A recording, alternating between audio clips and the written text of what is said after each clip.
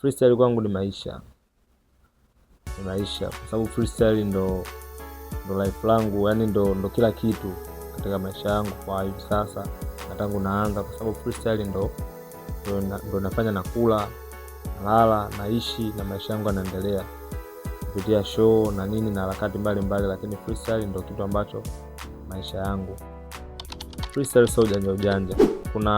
Kuna wenye talent kama sisi na kuna wajanja. Manake wajanja ndo wale ambao wanagusa. Ila wenye talent ndo kama sisi ambao tuna freestyle, mtu una freestyle kitu kinaeleweka, maneno yanasikika moja na kila kinachoelezewa kina maana, kinaeleweka. Wajanja ndo wale utakuta atataka tu aweke flow nyingi lakini maneno hayasikiki, maneno hayana maana. Bwana, mimi naitwa Wiz MP, siku hizi naitwa kama Wiz MVP according to my brother Alikamwe, sio bwana. Milioni 20 Alikamwe alikuwa serious, aliweka, lakini washindani ndo hawakutokea kushindania milioni 20. Anaweza nikasema washindani tu wenyewe walimbwela, waliofia kudhalilika, lakini mashindano upande wa Alikamwe alikuwa serious na aliweka kwa pesa serious. Of course mara ya kwanza alivyotangaza nilikuwa tayari, lakini nilipoona siku ya kwanza imekata, ya pili imekata, tatu imekata, ya 4 nikaona kabisa kwamba Bongo sina muda wa kushindana naye. Kwa mpaka sasa sio muda wa kushindana naye Bongo. Battle bila ya pesa ndo sio kitu, lakini kama kuna pesa ndefu fresh, kwa sababu pale unapofanya battle pia unagawa mashabiki, lakini pia kuna kujishushia heshima na kuongeza heshima. Kwa hiyo battle kama haina faida basi hiyo haiwezi kawa sawa, ila kama ina faida fresh, kwa sababu unapoteza kimoja unapata kimoja. Utofauti upo tu sehemu moja.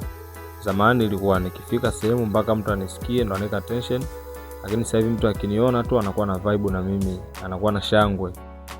Kwa sababu anajua kitu gani anaenda kukipata. So utofauti naweza nikasema ni huo tu, kwamba zamani mtu alikuwa mpaka anisikilize na atanielewa ni nani na nini nafanya, lakini sasa hivi mtu akiniona tu shangwe. Lakini pia tofauti mwingine, zamani nilikuwa mwanzoni kabisa ilikuwa ngumu kupata hela na watu kuelewa ninachokifanya, ila baadaye wakaanza kunielewa mdogo mdogo mpaka hivi sasa. Lakini pia kwa hapo katikati nikawa napata riziki, ila kwa sasa hivi nikiingia mtu anajua naingia kushoot content na nini hivi. Ilikuwa ni Manzese, tulitembea kutoka Mabibo mpaka Manzese pale TikTok pale. Siku ya kwanza ilikuwa ngumu kwa sababu sikuwa noma hivyo, alafu nilikuwa sijui mitaa ikoje. Unajua ni kwenda sehemu ambapo watu una ahadi nao ni noma sana, kama vile umebeti yani. Kwa siku ya kwanza upande wetu ilikuwa ni ngumu sana, lakini baada ya pale tulianza kuzoea mdogo mpaka siku za mbele. Kuwa noma, kitu chochote ili uwe noma inabidi ukipende kwanza. Ukipenda na pia ukiwa unakifanya kutoka moyoni mara kwa mara, kuna mawili, unaweza ukawa noma kama pia ni talent yako, maana pia ni bless tu za Mungu, pia talent binafsi. Kama ni talent yako basi utakuwa mnoma, kama sio talent yako uwezi ukawa mnoma, utafanyaje? Au tofauti mimi naona wapo sasa hivi wanaona, kwa sababu unajua uwezi kuwafurahisha binadamu wote. So wapo ambao wananiheshimu na wapo pia bado ambao wananidogosha na wanachukulia kwa udogo, na wapo ambao wananiheshimu sana na wanachukulia kwa ukubwa, na wapo wananichukulia kawaida. Kwa mimi siwezi kumlazimisha mtu kwamba wewe aniheshimu au usinidogoshe, hapana. Mimi nitafanya na ninachokifanya na naendelea kufanya, ila naamini ipo siku moja ataniheshimu na ataelewa nini nafanya. Mimi nafanya kwa sababu ngoma zangu zote ni freestyle. Sina ngoma ambayo nimekaa chini nikaandika. Zaidi ya ngoma 2 au 1 kama sikosei. Ngoma yangu ya ghetto ndo niliandika, lakini verse ya kwanza ndo nilipata kwa kuandika, verse ya pili nika freestyle. Na ngoma gani nyingine? Kuna ngoma nyingine ya mapenzi inaitwa Usirudi Tena, hiyo pia nayo ndo niliandika, ila ngoma zangu zote zilizobaki ni freestyle. Wazidi kuongeza juhudi, kwa sababu freestyle bwana, mpaka uheshimiwe basi uwe noma, uwe unafanya vitu noma ili watu wakuheshimu. Uko unafanya vitu simple na watu wanakuchukulia simple. Kuna bidii ufanye vitu noma, wao wanatisha. Unajua kuna kuweza na kuna kutisha. Inabidi wewe unatisha, uwe mnoma, uwe full package yani. Kwa street mimi ndo wa kwanza. Mimi ndo baba lao hapa. Kwa street ndo nimeanzisha mimi. Na sasa hivi naona vijana wengi sana, wengi ukipita huko speaker, ukipita kule speaker, ukipita huko speaker. Kwa hiyo nafurahi kwa hilo. Of course ni inspire. Kwa hiyo nafurahi kuwa ni inspire watu wafanye hivyo. Maana hata hao wanaotembea speaker mtaani nao sasa hivi wana freestyle kama vile ambavyo nilikuwa na freestyle mimi. Kwamba kufanya na tukifanya mimi wanakosea. Hapana, mimi naona ndio vizuri kwa sababu wananifanya nizidi kujiona bora na nizidi kufanya vitu vingi zaidi ili watu wafuate nyuma. Maarifa ni mtu mmoja roho safi sana, roho tishu. Rasta, yani ukizungumzia marasta wenye imani zao Maarifa huwezi kuacha kumtaja. Sababu ni brother ambaye hana vipengele, labda vipengele uwe navyo wewe.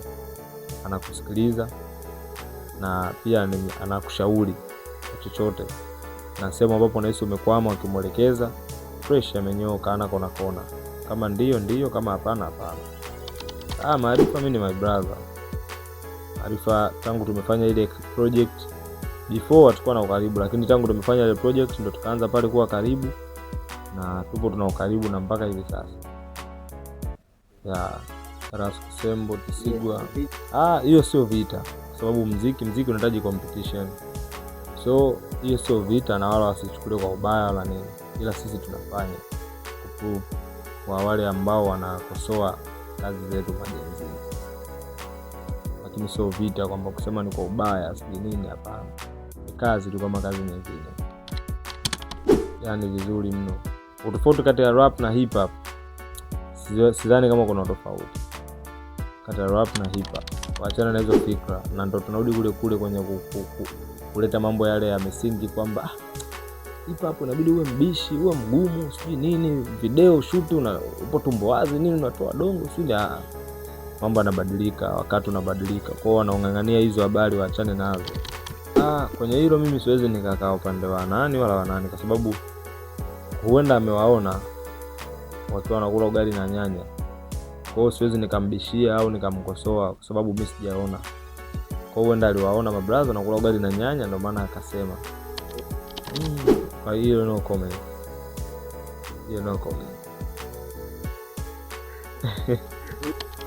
Mimi nachukiamini, kila mtu anaamini katika imani yake.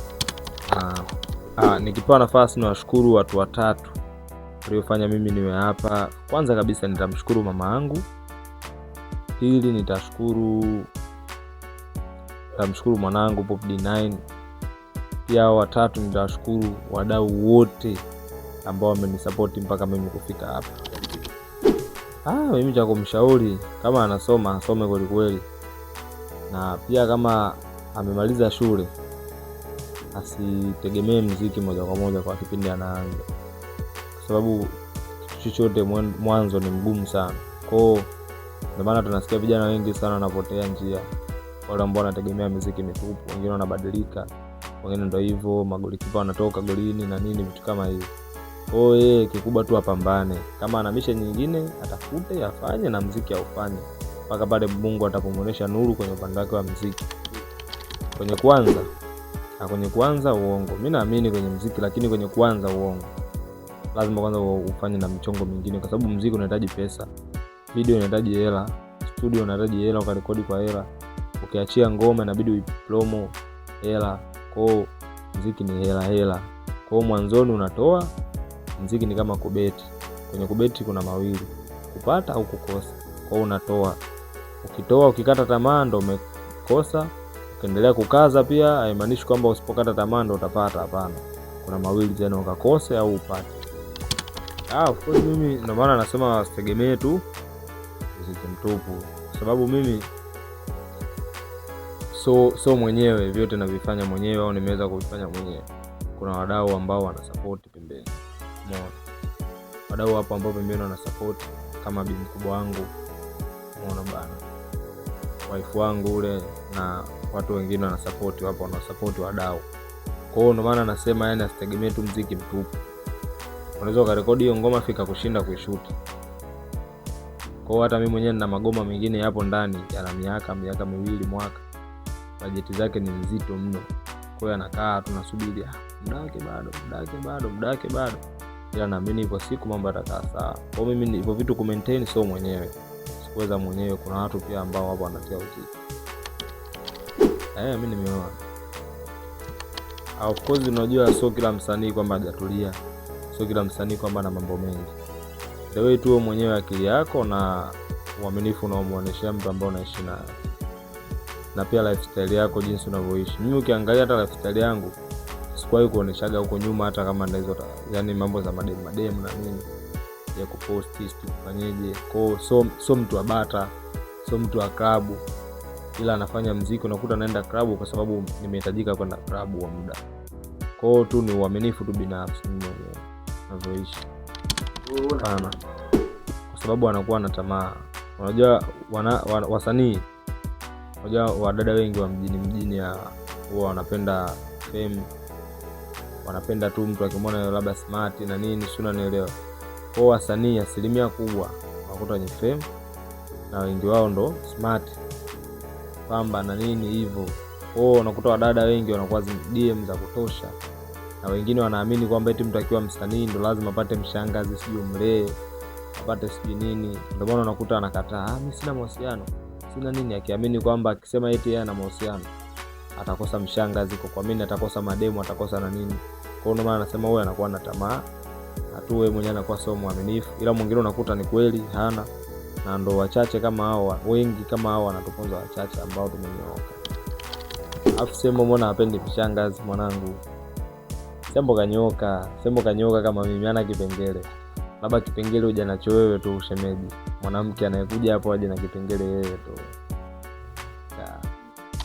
Freestyle yangu ambazo zilienda viral 3, si ndio? Maana ni nyingi. Kuna ya kwanza kabisa ambayo mpaka alipost Diamond hiyo. Ilikuwa nipo Lufungira Mwenge Dar es Salaam hapa. Sehemu moja inaitwa Lufungira pale. Clip ya pili ili freestyle pale Magomeni ambayo pia alipost Master J, na ndo niliona hata baadhi ya media watu walitangaza kwamba ni clip ya freestyle bora kuwahi kutokea Bongo. Hiyo clip, na ni kweli, na hata mimi mwenyewe tangu nimeanza kufreestyle hiyo ndo clip ambayo naipenda sana kuliko clip zote. Clip yangu ya 3 ambayo inanibadilishia pia maisha ni clip ndo Mchana Harmonize. Hapana. Wasipendi kurudia. Na sirudii kwa sababu kichwa kina mafaili mengi yani. Mimi mstari nikiuchana leo kesho sirudii. Na hata hizo freestyle zangu zenyewe kuna watu wamezikariri lakini mimi sizijui. Kuna clip nyingine mpaka mtu ananionyesha, hii uliua sana hii. Iko wapi? Nikiangalia ndo kumbe hii. Hivyo yani. Of course hiyo ilikuwepo kwa wachache waliopita nyuma, lakini ni tofauti na kwangu mimi. Mimi nafanya freestyle na magoma pia naachia. Na magoma natoka tu noma yani. Sio zote. Baadhi ya media ndo zinasupporti ngoma na freestyle, lakini kuna baadhi ya media zinasupporti freestyle zetu tu, ambapo wanahitaji content ndo wakuta wanaweza wakaitwa wakachane fresh content ipatikane. Mimi nachowaambia tu wa support. Kama wameamua kushow love na kusupport, basi wa support vyote. Wa support hizo freestyle, wa support na ngoma zetu pia, ili tuzidi kuwa bora na tuzidi kukua. Sababu hatuwezi kukua kama na magoma pia hayapei skill. Project langu la mwisho hapa niloachia inaitwa Kiomboi. Nimemshirikisha Rasco Sembo, D Danger, Tisigwa na Timo. Kaproduce Timeja. Kwa na ngoma nyingi sana. Danger ni rapa moja noma sana. Kuzungumzia kwenye kategori ya punchline. Mtu ambaye anajua kucheza na maneno. Lakini pia nje na muziki ni mwana fulani ambaye roho tissue sana. Uko peace sana mwanangu. Big shout out sana. Nafanya mwenyewe, lakini pia niko na wanangu tu ambao kama timu kwa sasa supportiana baadhi ya mwanangu anaitwa Flex Boy Bacteria. Huyu mwana ana vipaji vingi kama anachana stand up comedy, pia anaigiza serious movie, pia comedy. Kwa hiyo ni mwana fulani pia naye ana vipaji vingi Mungu kamjalie. Hata Flex Boy au kuchapia kidogo hapa punch ya comedy. Tupe kidogo tu hata moja. Bwana, mambo vipi? Mambo ni aje? Flex Boy Bacteria on the building now. Unajua kuna baadhi ya viungo kwenye mwili wa binadamu tunapaswa kuviheshimu sana. Hasa sisi watu wa Uswahilini. Mtu akishua anaweza sielewe hili. Maana pana muda anaweza kuwa anahitaji na kitu akipata kwa wakati. For example, hey dad, I want a burger. Okay my son anapewa. Hey dad, I want a pizza. Okay my daughter anapewa. Lakini sio Uswahilini. labda alikuwa anahitaji na pipi tu, lakini ikawa mbinde, baba baba baba, pipi pipi, akikuangalia tu macho anakuambia dogo, umeanza kujisahau. Ukipanda hizi facts nafanya CV, mwanangu kanambia chani kuhusu Wiz MP ni my brother ambao amenifunza vitu vingi mtaani, so na flows mimi na chana kama utani, kama unavyoona nimebeli kikofia mixer shirt la kijani, mwanangu fulani ambao ni low tissue, yani safi sana, yani kwanza ni mungwana, kwanza na low safi ya pili hana vitu vingi, mwanangu si mpingi, pili siku hizi ni dingi kwa zikashapata Jojo, sio pipi. Albert Mangwea ni brother ambaye ametangulia mbele za haki.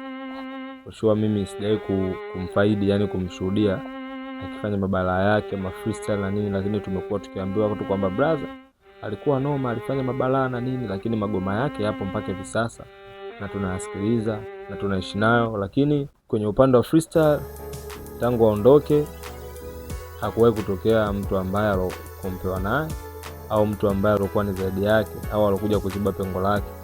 Ndio nimekuja mimi hapa King MVP Wiz MP. Najua wengi wanapinga sana, wengi wanatukana sana, wanaponda sana tukiongea hilo swala, lakini hivyo tutumwache hapo mziki mara pema peponi. Lakini tu kwamba sasa hivi zama zimebadilika, mifumo imebadilika, dereva kabadilika, kitu kishafutwa, vumbi limekaliwa.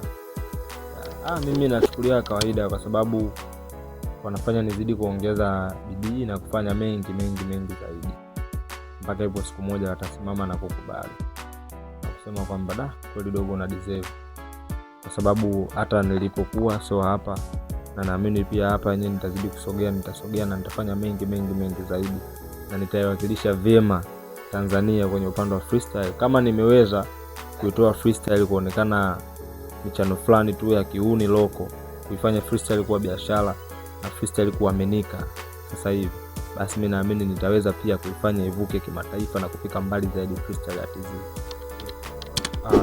Wimbo wa Ngwea baba nikupe tu mistari kadhaa. Anakwambia ni asubuhi nimeamka ninapiga mswaki, kisha nenda kubeth kuweka mwili safi, narudi home nafungua kabati, bring natoa pamba kwa chati. Nimesahau mistari mimi mwanangu, vile zangu sija kukalili vipi. Mimi naweza nikasema ni muda mchache tu, lakini wakati wa Mungu ni wakati sahihi, wakati wenyewe utajieleza. Muda mchache tu mbele, wakiendelea kunipa sikio, endelee kunipa ya time, watanielewa. Na mimi nitathibitisha hilo swala. Novemba 16, 1982 yalitokea majabu ndani ya Mbeya City. Alizaliwa mchizi mmoja mwenye akili, unataka kujua ni nani? Tega sikio afu subiri. Ilikuwa sherehe nyumbani, alisherekea, wazazi wakampa jina Albert Mangwea. Alipofika miaka 5 waliama kule, ndo wakamia Morogoro, ndo akaanza shule ya msingi Bungo mpaka la 5 alisoma, na ndipo babake alihamishiwa kikazi Dodoma, la 6 na la 7 akamaliza shwari, form 1 mpaka 4 pale Majengo Sekondari. Alipenda mziki kwenye masomo ya kuamini, aliamini ndoto zake, masomo akapiga chini. Alianza harakati kwenye miaka ya 90, alipendwa kuanzia ushuani mpaka Uswahilini. Unajua ni nani? RIP Albert Mangwea, au sio bwana? Big shout out sana, respect sana, rest in peace. Mungu akulaze mahali pema. Naenda kama Wiz MP, siku hizo wananiita MVP. Shubada TV Africa.